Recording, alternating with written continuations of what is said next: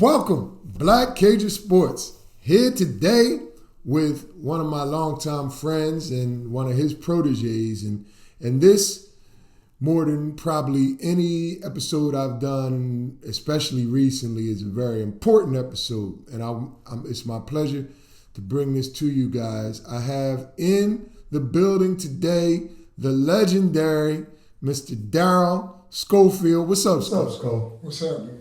Before we get started, Sco, I ain't tell you this yet, but I'm going to go ahead and let the cat out the bag that Mo Howard and I have been working on this project 4 years now. Black Basketball Hall of Fame for Philadelphia. And, we got some guys in there, Wilt Chamberlain and John Chaney. And, it's a long list, Earl Monroe and all of them. And Mo and I have decided that we're both going to nominate Darryl Schofield for induction this year. And I know you didn't know that, but I figured I spring that one on you. And now since it's me and Mo, I say the likelihood that you get through this thing is probably 101%. So, but I can't speak because we got to go through the process, but it's a strong likelihood. So Mo, I spilled it. I know it's early, but it felt appropriate.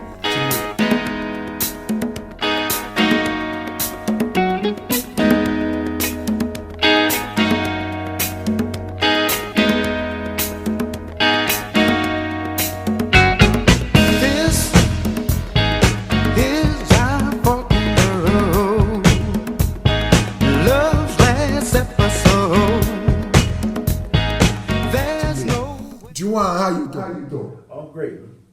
The reason I grabbed you guys and dragged you in here today is because there was a recent piece that appeared in Deadspin. Deadspin.com, for those who haven't seen it. I know if you go to Deadspin.com and you just use their search function and you type in Schofield, it pops right up. Sco, do you know the author and the name of the piece? Casey Taylor. And what's the title of the piece? The Hoops Haven, who made a lot of enemies. So you can just go, if you can't remember all that, just go to Deadspin, type in Schofield, it comes right up. And it is the best piece of journalism that I've seen done on Philadelphia area basketball really in my lifetime. So it was that impressive. And what made it impressive more than anything else was the story itself. So I want to jump right into that, Sco.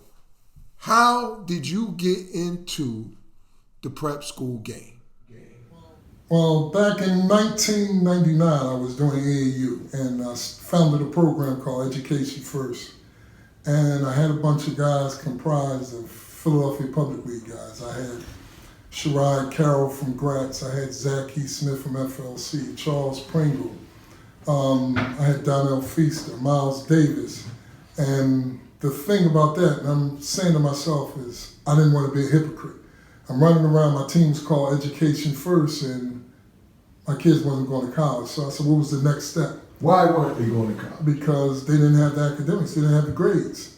And was the main issue typically the grades or the test score or a combination of both? Okay. So I did some research and I found out there was a guy by the name of Dave Anwar who was helping build Notre Dame Prep up in Massachusetts. Mm-hmm. So I got his number and I said, look, I know what you're doing up here. I said, but you're a Philly guy, so why don't you come home and let's start something here. So along with myself, Dave Anwar, and my cousin Marlon Terry, they called the Shark, we started the program over at Philadelphia Christian. We convinced Dave. So those are the original founders. Let's go through that again. It's Sco, Anwar, and Sharky. Yes, right. All right. All good guys. Yeah.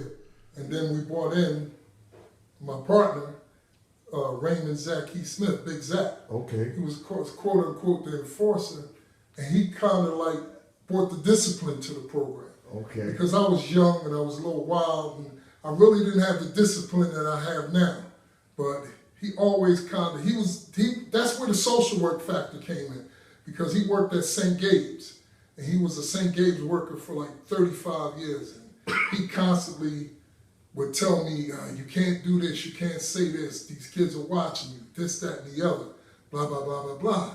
And that's where the discipline part came. So in all actuality, he kind of like grew me up. Okay. So I owe a lot of that factor to him.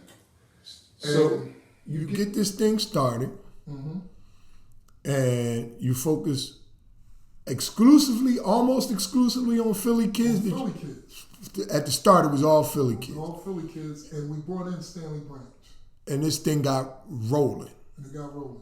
So by 2002, 2003, it's a national. Yeah. And when the kids start going to school, getting eligible, now we're getting phone calls from all over the place. We were supposed to get the kids Siana Diop, the kid that went to the NBA from out of Africa. What happened was, we were told whoever I-20 got there first, that's where the kid would go. Our I-20 beat Oak Hill's I-20. The fact was Steve Smith I-20 came with a package. Nobody told us that. I mean, the kid was that good. We would have had a package. Anwar was hot because he was a pro. And, we never got him, but we were told whoever paperwork got there first, our paperwork got there first. We had the tracking slip, the signature, and everything.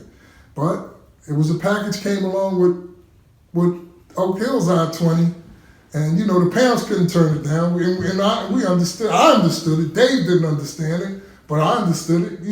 They didn't have anything. So you started a program in 1999 from the dirt, from the muscle. You had a sponsor? Nope. You had a shoe deal? Nope. You had a uniform deal? Nope. You had none of that. We wore T-shirts. By 2004, in your program, you had 27 kids in 1 year that were in that program that went on to play Division I basketball. Yeah. I had 2 teams, and I coached them both. How the fuck you do some shit like that? I would leave one game and go to the other. Now let me bring Juwan in. So give me your background. How do you end up on that Lutheran team trying to play basketball? Where'd you play high school ball at? Man, I played basketball pretty much at every high school in West Philly. The only school I didn't play at was Overbrook and Barsham. But I played for Lamberton and I played for West Philly. And so you were a decent player. I was okay. And you wanted to play in college. Yes. And so how does Lutheran fit into this? So Sco doesn't even know this, but I actually was going to Berean Institute first. And we had a scrimmage against Lutheran. So the whole week prior to that, I'm in my head like, I want to go to Lutheran. I had been at St. Joe's. I grew up around St. Joe's, so I had been around St. Joe's, and I'd seen actually them playing St. Joe's JV team. So I'm like, man, I want to go to Lutheran. And I had met some of the guys that were going to Lutheran just by being around St. Joe's, and they were working out there. And they're like, man, you could play at Lutheran. You can get in here. And I'm like, nah, I don't think so. Nah, I kind of toyed around with it, and I was like, man, you know what? We playing them. I'm going to see what I can do. I walk in the gym, and I didn't know Marv Kilgore at first. I never heard of him before. You got Marv. I walk up to Marv. Marv has on ABCD camp sneakers, so I'm like, oh, he's good. We went at it. After the practice, I went and talked to Sco. He's like, so what you want to do? I'm like, I want to come here. But at that time, unbeknownst to him, I was homeless. I literally was going from house to house. And he was like, listen, you need somewhere to stay. We got a house. Move in the house. And I can't promise you a bunch of playing time, but you'll get better. I'm like, okay, I'll get better. How am I going to get better? I didn't know that I was getting ready to walk into hell for 8 months. But Wait. We skipping the part. Okay. How much you had to pay him? 0. How you doing this, Sco? Man, at the time, I was working at night for the city of Philadelphia. I was a sanitation worker. And whatever I had to put in to help these dudes, I would do it. It wasn't an issue. And then, whatever I had to get done, I could do it. I was robbing Peter to pay Paul. Now, the houses, I actually been in one when Jeremiah was there. They were houses. But we're not talking about these gentrified, at top of the line row houses they got in North Philly right now. Who's this at Parkside? Who's at 52nd and Parkside? I had a house at 52nd and Parkside when he lived. But I had a house in North Philadelphia on the block where I used to live at. I actually purchased the house from the rapper Ab Lava, who writes for Dr. Dre. His grandmother used to live there. And a matter of fact, I raised him. He was 6'10". He used to play basketball. He played for Ben Franklin. He played AAU with me. And he was the only 6'10" dude that couldn't dunk. So, this thing was rap. He went to major figures, and then he started writing, rapping with the Clips, and now he's a ghostwriter for Dr. Dre and a couple other people. So, we still friends till this day. So, but you gotta help me out, Scope. You had 30-something miles to feed? Yeah. No sponsor? No sponsor. What y'all eat? What you eat? Juwan, explain it to me, man. It was crazy. See, even you missed the part because we had guys from Colorado, we had guys from Cali, we had guys from Detroit, we had guys from New York, we had guys from Canada, and we're all in this space, and Tamara is cooking for us.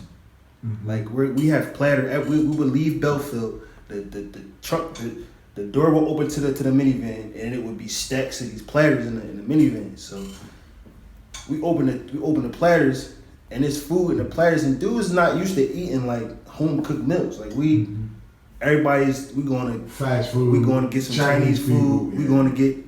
But we open the platters. It's homemade food in the platter. Fried chicken, macaroni and cheese. It's food in this platter. String beans. I never forget. Every day. Every day. I never forget. My man Kellen Lee, I'm calling him Slim. He opened the platter one day. He like, man, what's this? I said, man, it's food. He like, man, I'm gonna get a cheesesteak. I'm like, dog, give me that. Like, what you mean, dog? Like, we ate. We made it work. It was. But I'm telling you, the kid Kellen Lee he talked about was a bona fide pro. I couldn't keep him off the weed. He was Kevin Garnett all over again. But you got 27 personalities, and people coming from, a lot of it was struggle backgrounds. We're not talking about the kids that came from Episcopal and the African school. We talking about kids that had probation officers, kids that had open cases, kids that probably dropped out, had to try to finish high school, just a wide mix of kids. So how are you managing 27 personalities? It was hard. I had to take them individually, one by one, and deal with them one by one. For instance, I had a kid, I ain't gonna call his name, but he was a hell of a basketball player. And he deserved a shot at life, but he was a bona fide street dude. Every day this kid came in the gym with a gun. I had to take a gun from him every day, and I'm like, yo, what are you doing? You got on a bus with this? Yeah, what's wrong? I said, man, you can't do this. And you ready to throw your life away. And it got to him. He called me a couple months ago, and he said, man, you know what? I'm doing good. I got my own business. He said, man, if it wasn't for you, he said, I was thinking about you. I called to say thank you, man. I love you. He said, because if it wasn't for you, man, back when I was young, I probably would have killed somebody, man. He said, because you took guns from me every day and got rid of them. You ain't giving the gun back? No, I got rid of them. I threw them away. And it was that easy. He just came with another one. Came with another one. Every day he had another one. I said, man, where you getting these guns from? So, Juwan, you in the house, you see all of this. Oh, yeah. Every single day. It honestly prepared me for college. I went to college and it was like, okay, like I was used to somebody cursing me out. I was used to somebody telling me that I needed to do A, B, C, D, E, F, G. Like I was good as far as being in an environment where there was structure and we played basketball. We had to go to class. Like that's why when I read certain pieces about Luther and they say we didn't do any work, I can tell you a story right now where I cried because I couldn't play a game that I wanted to play because I didn't do any work. Well, hold up. Before we get to that, because that's kind of, a couple steps ahead of me. Mm-hmm. Right now, I want to talk about the basketball. So we rolling. It's 2003. It's 2004. You guys are loaded. You guys just got Division I dudes coming out your ass. Go. Who's at practice? Who wasn't at practice? That's the question. Who wasn't at practice? That's the question. Where was practice? Belfield Recreation Center. And so we had what kind of guys flying in on private jets? Marquette, Tom Crean. You had Mike Hopkins from Syracuse, Jim Calhoun, John Thompson, the guys from George Washington, Carl Hobbs and them, Miami, USC, Henry Bibby, everybody. Every day. NBA scouts. Anytime you had open Armstrong, the guy from the Knicks, Scott, the black guy, he was there. I mean, the GM from the Nets, every day. If somebody was playing the Sixers, the first stop was Belfield to watch Vernon Goodrich. And for those who aren't familiar with the prep school world, this is not a new phenomenon. This stuff's been going on since the 1800s, but it was primarily located in New England, and it was primarily for well-to-do white kids, primarily males, who needed a boost to get into Harvard or Yale, the school of their dreams. People like the Bush family, the Kennedys. These are the people that took advantage of prep schools. This is nothing new. What was new was a prep school for kids like Juwan, located in the urban environment that featured really talented basketball players. So how good did your teams get? Yeah, really good. It scared me because what I did was we actually focused when we first got them. We did a lot of instruction. And what happened was once we did the instruction, I would simplify practice. We would go full court 2-on-2s, no rebounds. If you don't get back on D, you can't touch the ball, which made them play harder. And we always talked about, I can't coach effort.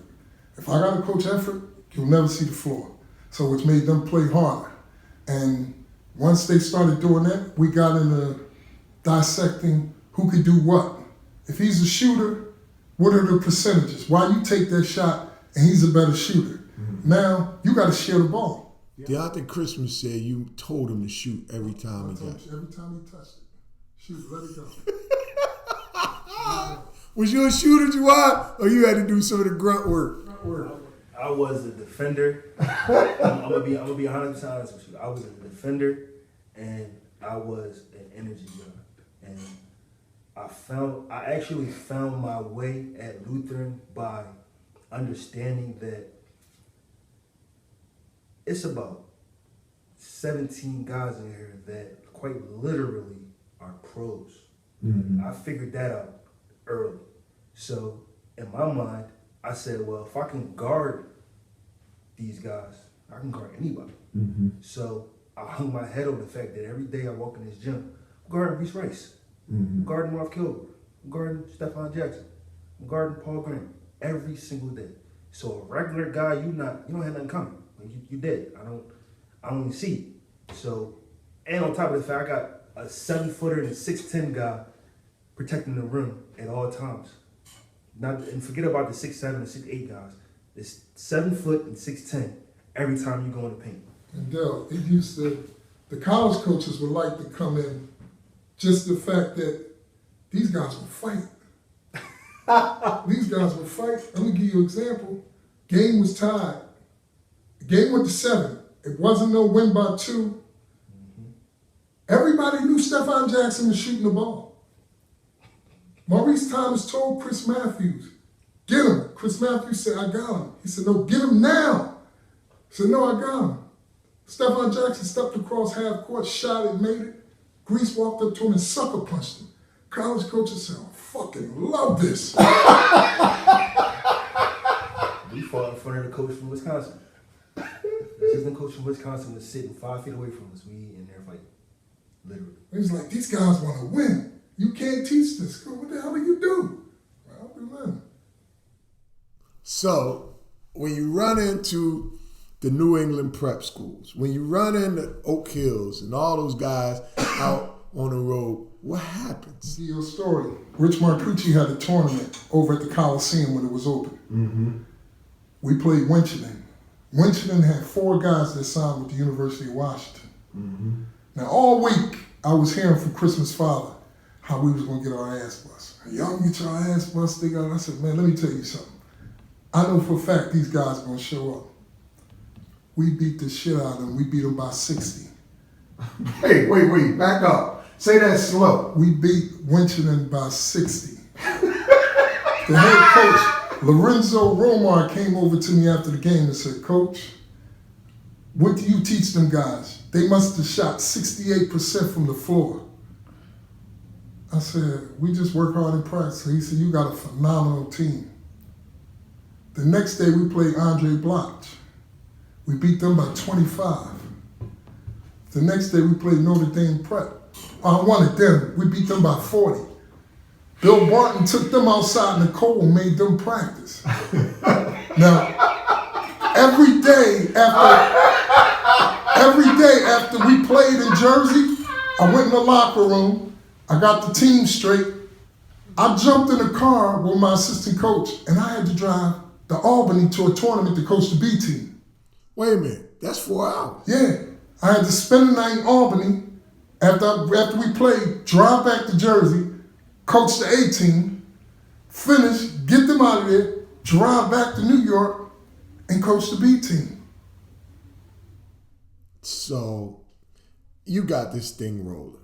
I mean, the coaches are coming. The coaches are respecting what you're doing in the gym. When did you first get a sense that there were rumblings where people might have been envious, jealous, whatever you want to call it, and try to do things to cause some problems for you with the NCAA? It first started with Vernon Goodrich. I had sent Vernon Goodrich on a tournament with Rick Barrett, him and Stephon Jackson. Vernon played extremely well. People don't know who Rick is. Just quickly tell them who Rick Barrett is. Rick Barrett actually is a real good friend of mine. Mine too. That's why I want to use this time. When I first got into the business and nobody would really sit down and explain to me the real political part of it. Yes. Rick Barrett sat me down and he told me. Mm-hmm. And he said, this is what you have to do. And I couldn't understand because wherever we went, I had these Philly kids and we was beating the dog mess out of people. We go up to Ohio and beat Jerry Watson and his guy that was supposed to be going to the NBA. We beat them. We beat the team from Indianapolis. They had a guy. We played against Luke Recker, McDonald's All-American that went to Indiana. We beat them by 35. We played the Atlanta Celtics with Deion Jones and Glover. We punished them. And I was like, yo, and we not getting no love. Mm-hmm. And I couldn't understand. And Rick Barrett sat me down and Rick Barrett explained all the politics to me. He was the only guy that ever did it. Nobody ever did it. Mm-hmm. And that's when I started understanding the AAU aspect of the game. And then once I learned that, I incorporated into what I learned into the postgraduate part. All right.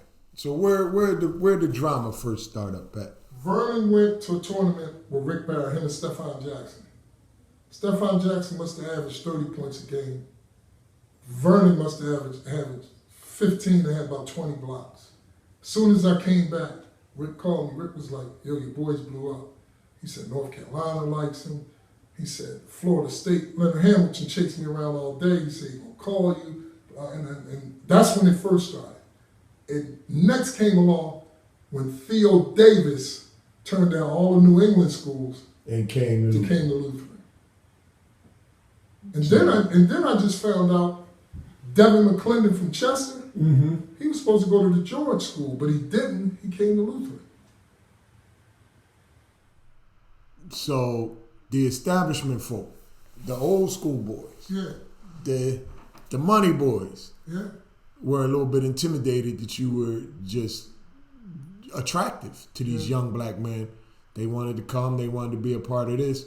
So how'd you first start hearing about it? Like, did the NCAA start asking you questions, or guys were calling me? Guys was like, watch your back. We're hearing grumblings. Okay. We're hearing rumblings that some people trying. I said, come trying to get me for what? I'm not doing that. He said, well, you just be careful. I said, be careful what? I'm not doing that. I used to always keep the academic records with me in Okay, so coach asked because I knew because these were inner city kids. Yes. It would always be questions. Yeah, questions. Here was grades right here. Here's his high school transcript. Here's what he's doing now. You can take a copy of it, take it back with you. Mm-hmm. And they could never say I did the transcripts because I didn't, because I outsourced through School of Tomorrow, which was in San Antonio, Texas, which is a corporation. Mm-hmm. It's a big school, and they outsource. You can build a school through them. You pay them X amount of dollars, and you set your school up the way they tell you to set it up. They send somebody in. If it's not correct, the site, they won't approve it. They approved the site. They approved everything. We had computers. The kids had modules where they sat down, where nobody could cheat off anybody. You had to have a space where all the books had to be put in with the names on it. Everything was the way they wanted it. When the kids completed the work and the work was completed, I had to mail it to them. They did the record keeping. They sent out the transcripts. What part of the problems was, and that's what I kept saying to the NCAA when they came in. What year was this roundabout? 2007.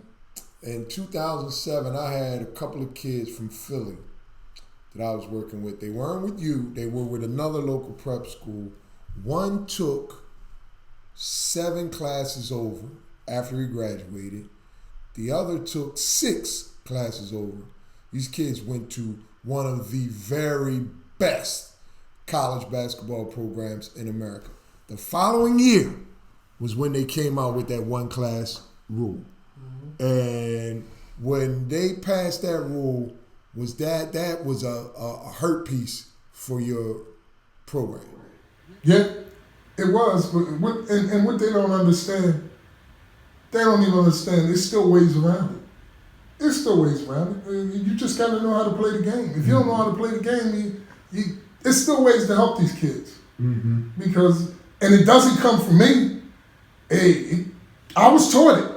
I was taught how to play. I was taught how to do these things, how to help these kids, put these kids in position where they can succeed. You and I have a good friend in common, Mr. Don Jackson. And we were talking earlier, and we were talking about the motivation behind all of these NCAA reforms.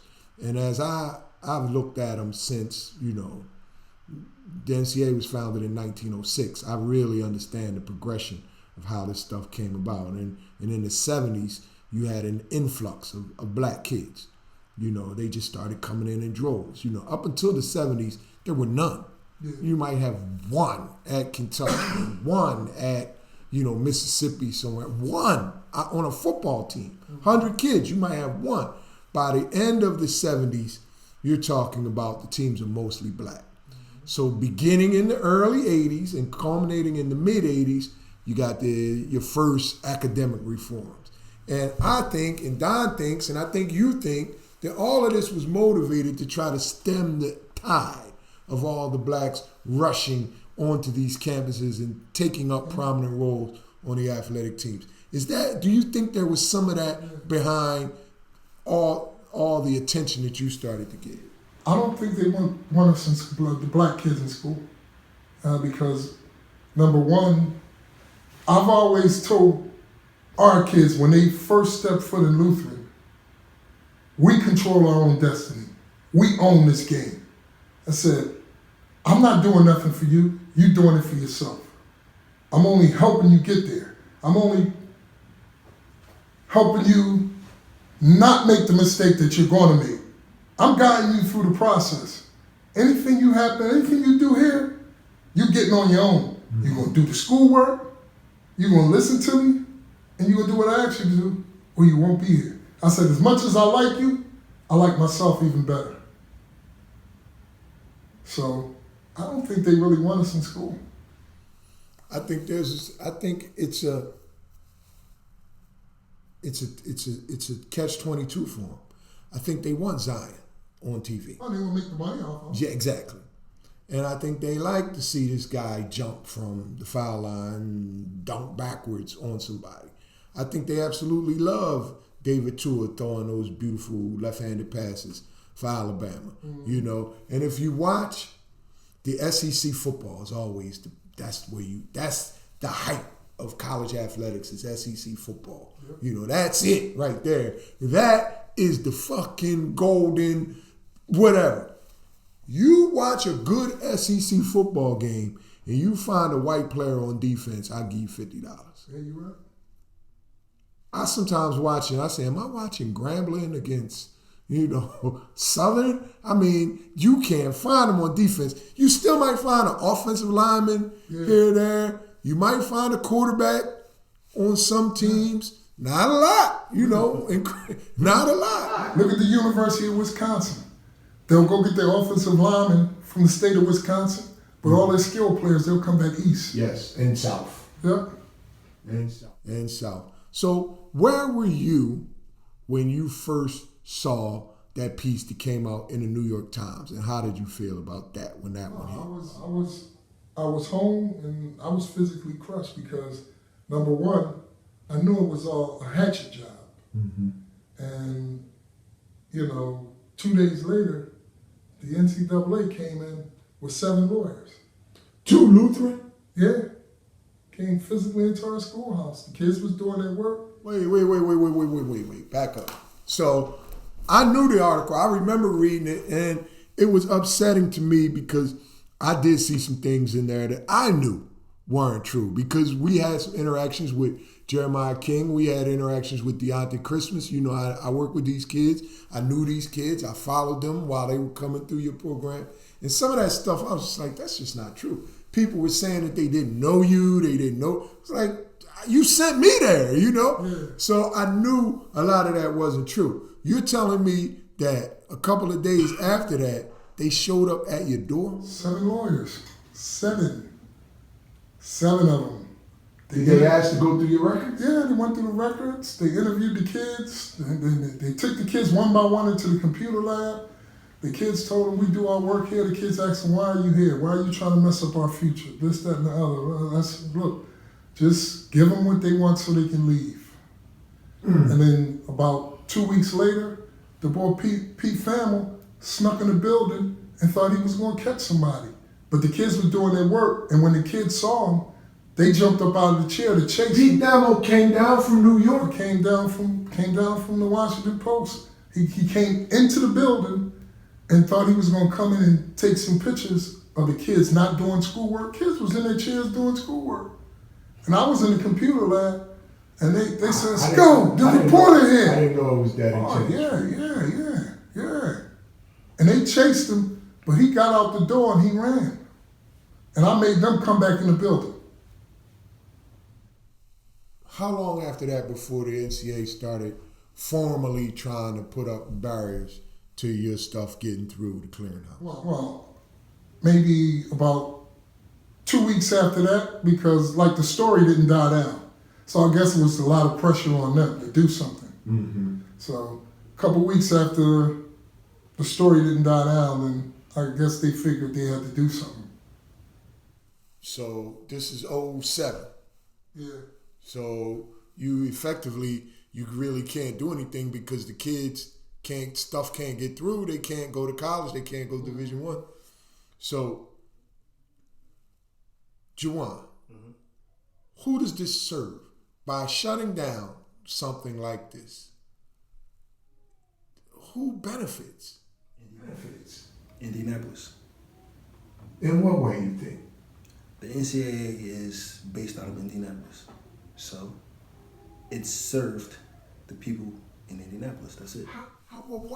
By keeping guys like you from playing college basketball, what's the upside? There's no upward mobility. There's no future. We are literally stuck in poverty. There's what you know, what you think, and that's it. What you think is what you see. If you haven't seen anything else, you won't think of anything else. When we played with Lutheran, we got to see other things. So we thought about other things. And these schools you would hear about, Oak Hill, Wichita, you think they're invincible, and you guys was mopping them. And attracting kids from out of the area to come in. So it seems to me that the beneficiaries definitely included the established prep schools. Because the irony of it, when you say Oak Hill, when we played Oak Hill, we had registered to take the test there. So I go to see the guidance counselor, and I'm looking, and I look on the desk, and I see guidance counselor, a family photo. The guidance counselor is married to the coach. At Oak Hill. Yes. She's running the test. Lisa Smith, she's running the test. Come on, don't get no better than that. Yes. That is a mighty convenient arrangement. As a matter of fact, she wouldn't let my guys take the test when their guys was taking the test. She made my guys come back at 3 o'clock. Oh, a separate administration. Yeah, and I said, you can't do that. She said, oh yeah, I can do whatever I want to do. So, how do you regroup? They kill Lutheran. You do what? Well, I took a couple years off, and I did regroup because a friend of mine's, Ernest Pearsall, he sat down with me. He said, look, I'm up in Phoenixville. I want to start a program. This is Montclair? Montclair. He said, I need you to come and help me. So I went up and helped him, and we had World Wide West's nephew, oh my God, what was his name? There's been so many kids. I'm sorry, I forgot your name, boy. He went to Binghamton. He just graduated. He's playing overseas. So we had a crew over there, and Karan Waller. We had Karan Waller. Had a couple kids out of Baltimore. We had a crew over there. We had a nice crew, but then the Philly kids couldn't get there, and that was my thing. Philly kids can't get to Phoenixville. It's one bus from King of Prussia that runs every hour. You know, my problem is I like to help where I came from. And the Philly kids can't get there. So, you know, Ernest is now coaching college and coaching girls down at Daytona Beach. Florida, Yeah. What do you think about the prep school game as it stands right now? You impressed? Is it better? Is it worse? Is the same stuff going on? What do you think? I hope it gets better because, you know, I kind of figured, you know, the urban part of it was my baby. I started it. And, you know, guys are taking it and running with it, but a lot of guys aren't doing the right thing with it. You know, a lot of people are losing money. A lot of parents, when I listen to parents talk, The stories. and you know, I'm still around the circuit now, and I listen to parents talk about how their kids aren't getting any better athletically, how they're not getting any schoolwork done, how they're wasting money, and I'm like, darn, if I was getting 1/3 of that, and you know, I could have worked wonders. But and the other part of me, and I know it was wrong, I could never get my mouth open to say, I need 15,000, when I know in my heart it's part of my ministry. And like I said, I was one of them dudes on the corner.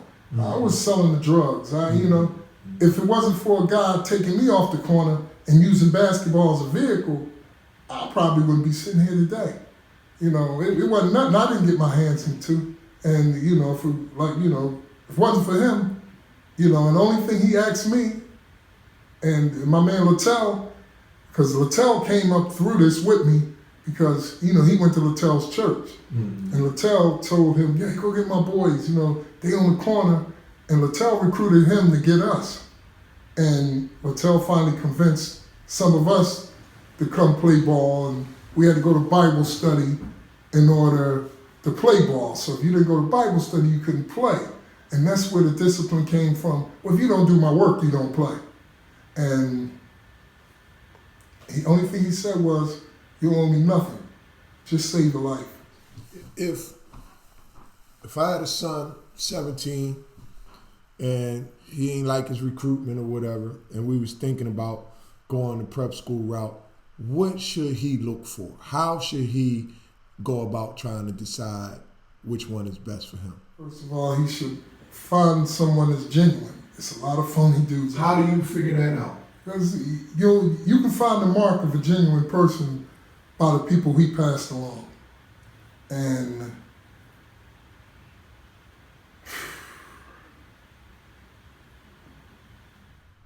See, in addition to knowing you, Sco, and having dealt with you, I've been in your home, been in your schools, I've been in your gyms.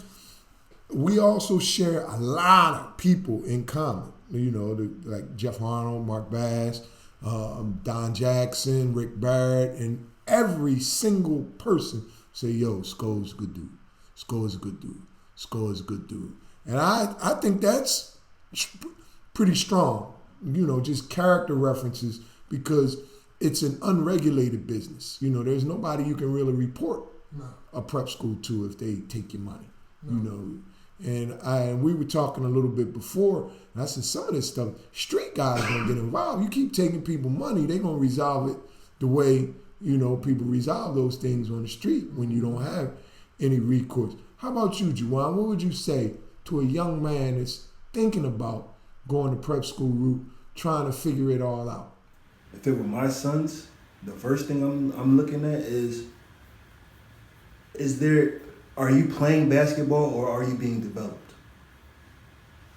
I want to know that you're being developed as a student, as an athlete, and as a person.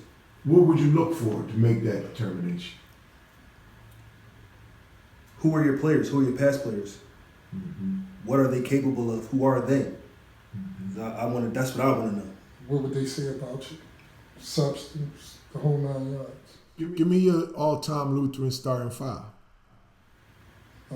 Vernon Goodrich. At the 5? At the 5. Vernon Goodrich. Let me see. Kid by the name of Ronald Roundtree played at Ben Franklin, 6'8", power forward.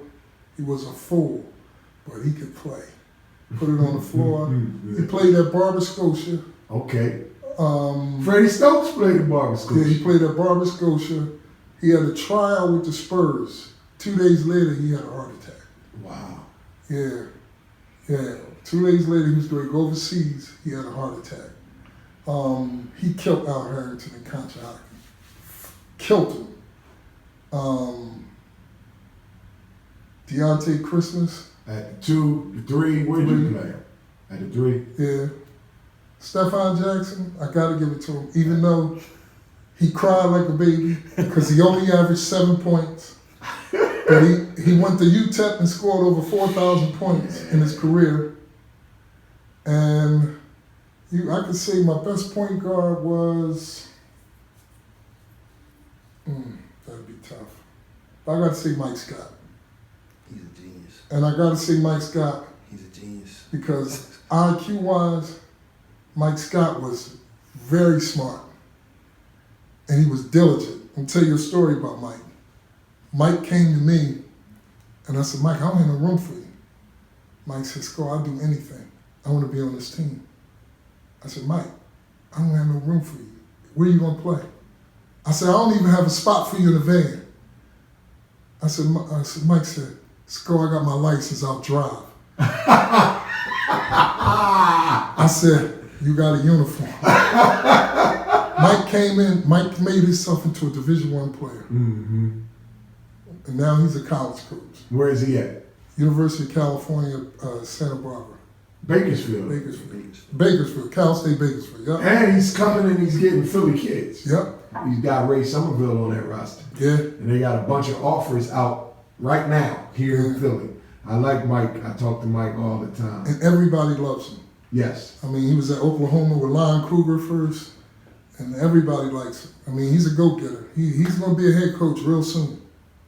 But, I mean, he made himself. He didn't have a jump shot. I said, you don't got a jump shot. He stayed in that gym. He got himself a jump shot. And, I mean, he made himself. And then, Sco, I can't get a scholarship. I said, Mike, you know what you're missing? You got everything else, Mike. You don't talk. As soon as he started talking and directing traffic, TCU, Kansas State, everybody was in on him. Oh, we love him. We love this kid. He ended up signing with TCU.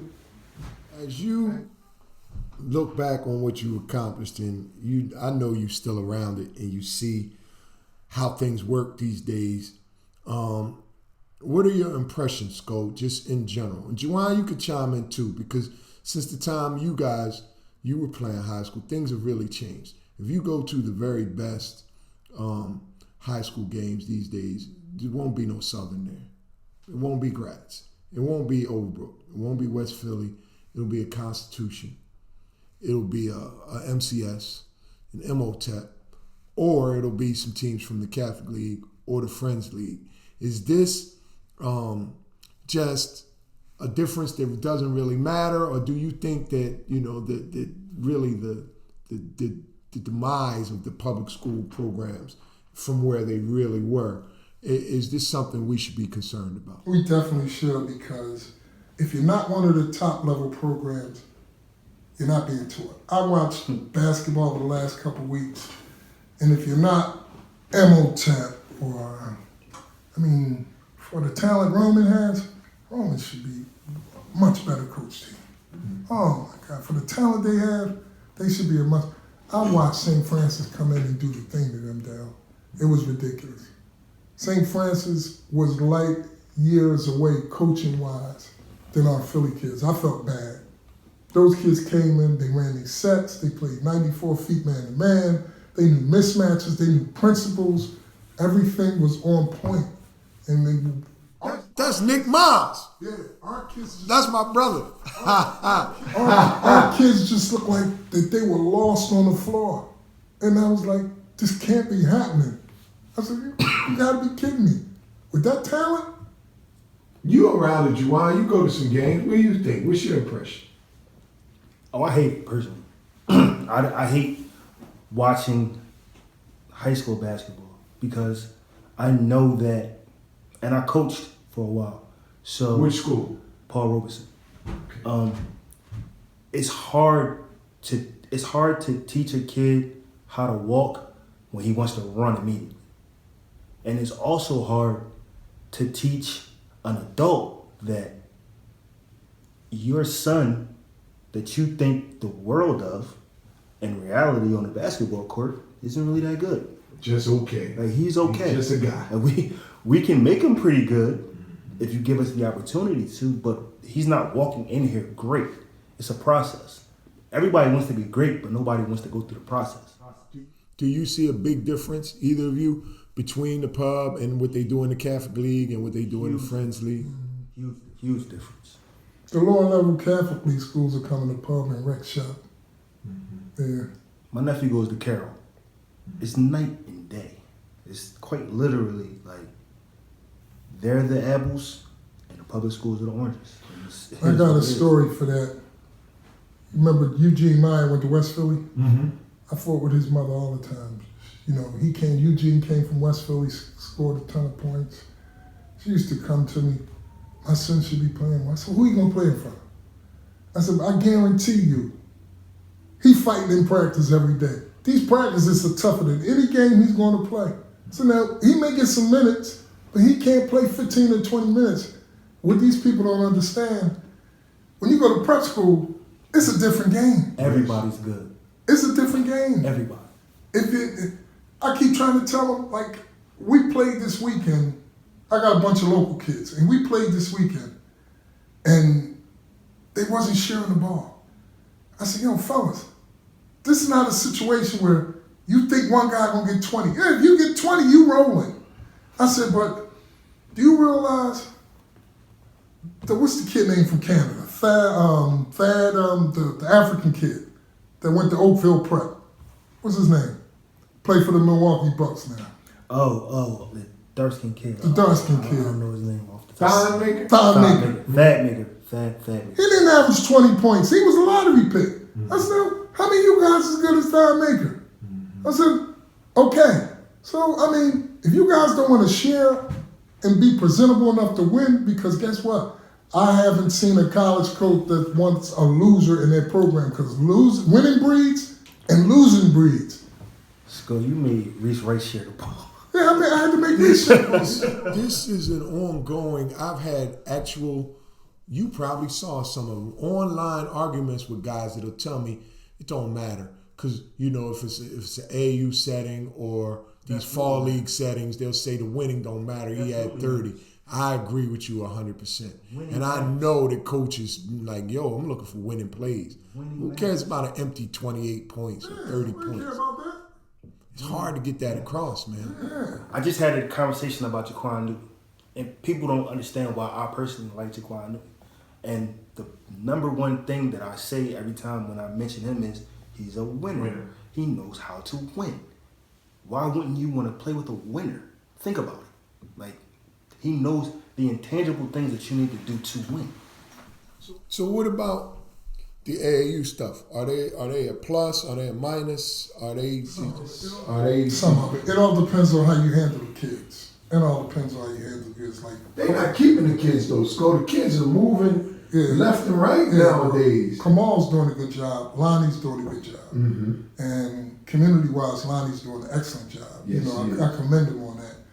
Kyle and Lonnie with their foundation is doing a great job with that. But they are jumping. They running, they jumping from place to place. And the thing is, in any other city, you don't find that. It's just our city. It's just something about our city. You go to New York, the kids are protected. The guys, they may not like each other, but they'll protect each other and they'll protect the kids. You won't go to New York and steal a kid. I guarantee you. Our kids go to New York. Yeah. Our kids are in D.C. We've got a 7th grader that went to D.C. Probably the best 7th grader in the city. But we got Philly guys in D.C. coaching though.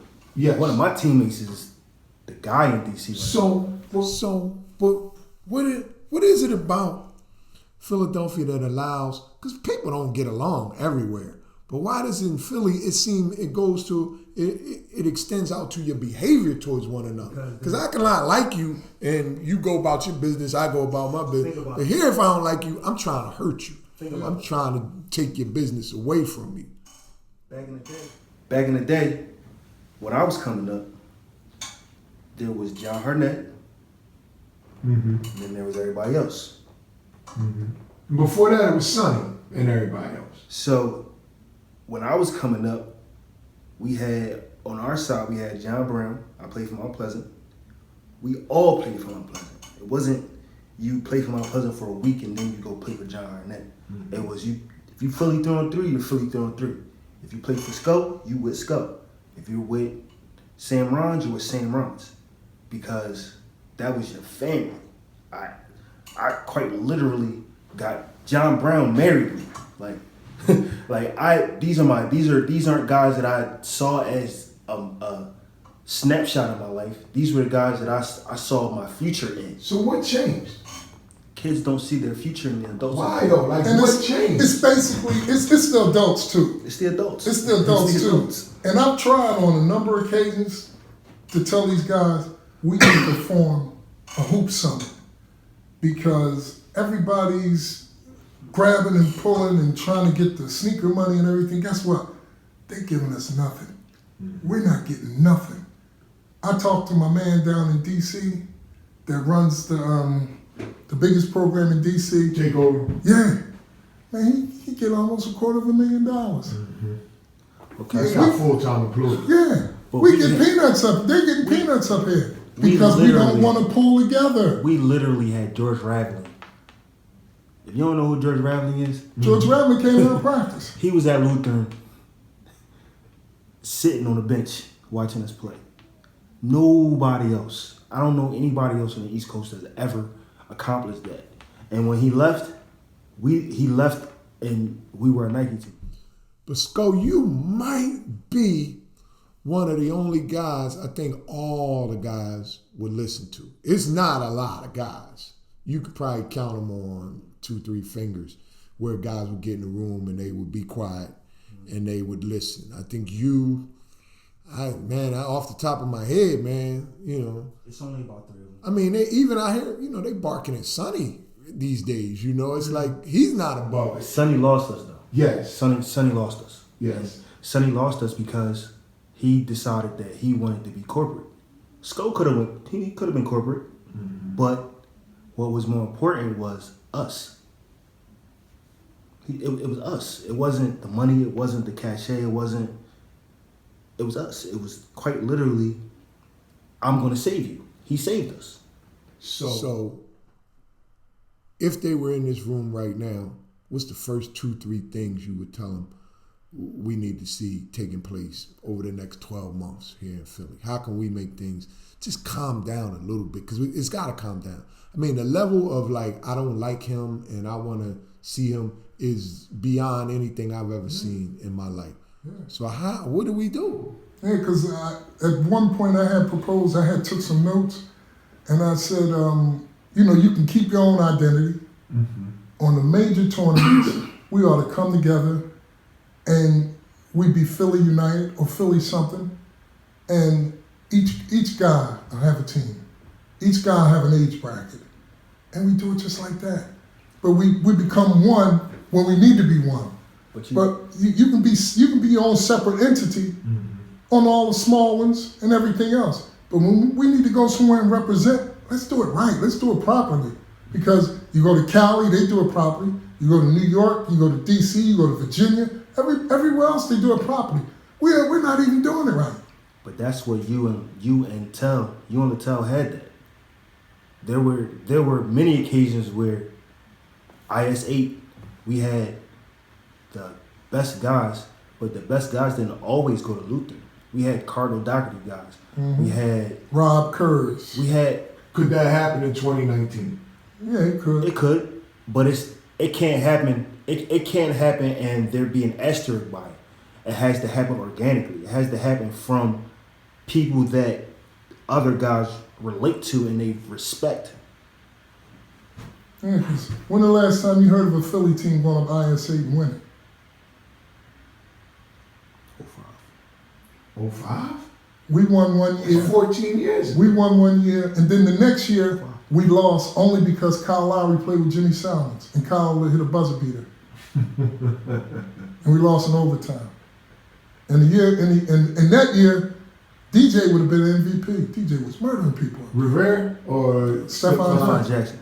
He was murdering people up there, and they kept saying, "He going to UTEP?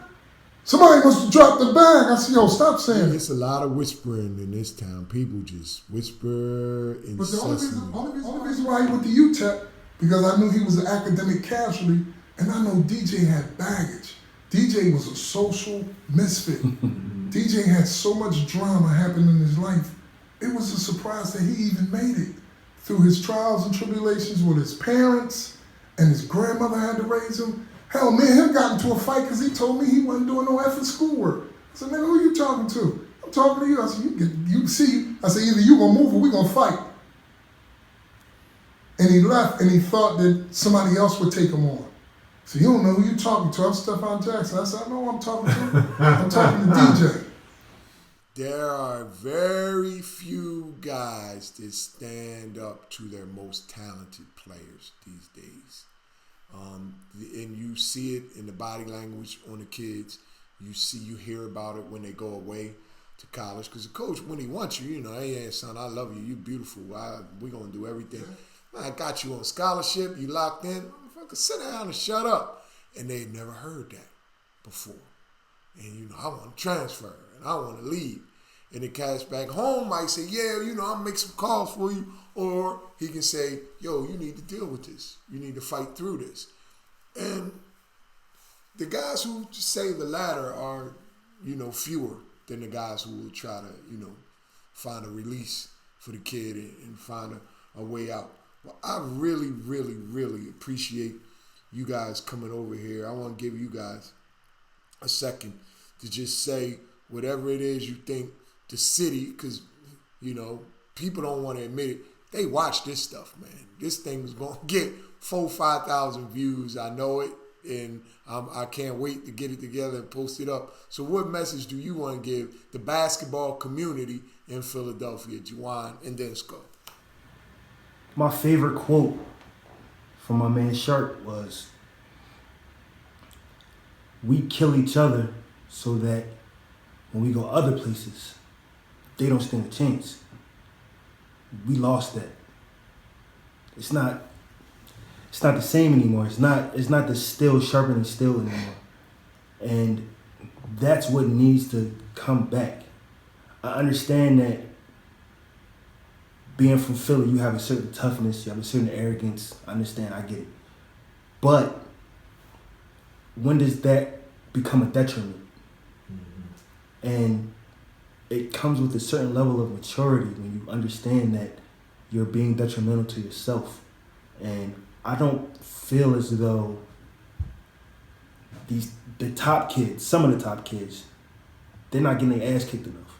Mm-hmm. At Belfield, we went to war every single day. Reese Rice got his ass kicked every day. Stephon Jackson got his ass kicked every day. Grease, Lil, my man Tuck, Twit, we all got our ass kicked every single day. Shark, I don't think it was a day that went by that Shark didn't tell Charlie Brunson he wasn't shit. You piece of shit, you did every single day. He's been a pro for 10 years. Mm-hmm. Marv Kilgore is probably one of the best people I've ever met in my life. Prominent businessman now. Shark told him every day, you ain't shit. Every single day. We walked in the Belfield, you put your shit on, you got dressed, you got your ass kicked. I don't care who was in the gym. You got cursed out, you got told about yourself, but you grew from it. We're men 20 years later, and we love each other because we got our ass kicked together every single day. Let's go. Yeah. And elaborate on Charlie Bronson. Charlie Bronson was 6'7", 360 pounds when he came to Lutheran. When he left, he was 6'10", 235. He deserves all the credit because he worked in the classroom, he worked on that court, he stayed in the gym afterwards. One day his mom called me at 3 a.m, she couldn't find him. She went to the playground, he passed out because after practice he was running laps because he wasn't getting the game till I told him he was gonna lose weight. They found him in Norristown in the playground, passed out on the lot. So, I mean, he's been a pro for 10 years now, and nobody ever thought that he'd ever be a pro. So whatever, he's getting all his justice now. But we need to make Philadelphia basketball relevant again. We got a lot of talent in this town, and the coaches need to get back to coaching, and we need to get back to getting these kids on the right track. Academically, mentally, physically, and just keeping them straight, man. Because if we can do that, and I'm telling you, I had the worst of the worst. These kids aren't that bad. If you can do what I did. Yeah, you had real thugs in that joint. I had some crazy dudes. I didn't think I was gonna go home sometime. Well, I think perhaps, future Black Basketball Hall of Famer, Darryl Schofield, for coming and gracing us with his presence. And I really appreciate his protege deciding that, he just didn't want this to take place without one of his players coming in and representing and giving everybody some perspective on what it was like at Lutheran. Appreciate both of you guys. There's nowhere to go. Oh no, you made your choice.